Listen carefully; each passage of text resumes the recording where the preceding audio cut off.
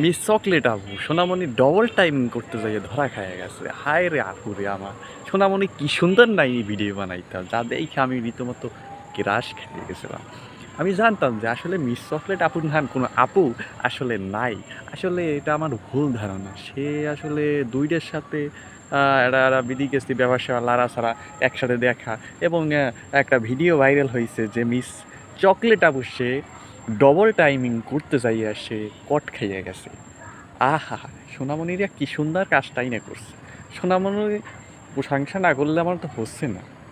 এই সোনামণি কি সুন্দর এসে ভিডিও করতো যে মিস চকলেটের সামনে কোনো কেউই নাই।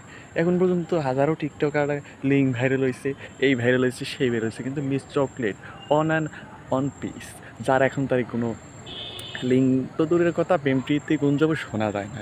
এদিকে সে ডবল টাইমিং করে লই দিল। আসলে আমি এটা খেয়াল পাইলাম না, মানে টের পাইলাম না। আমি তো এটা বেরিয়ে গেছি, ব্যাপার স্যাপার হয়ে গেল। আমি এলাকার নেতা কাতা মানুষ, আমার ধারে এটা নিউজ আসলো না, এটা তো হয় না রে ভাই।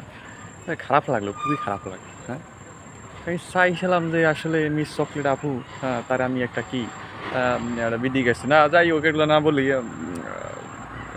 হ্যাঁ, ঠিক আছে।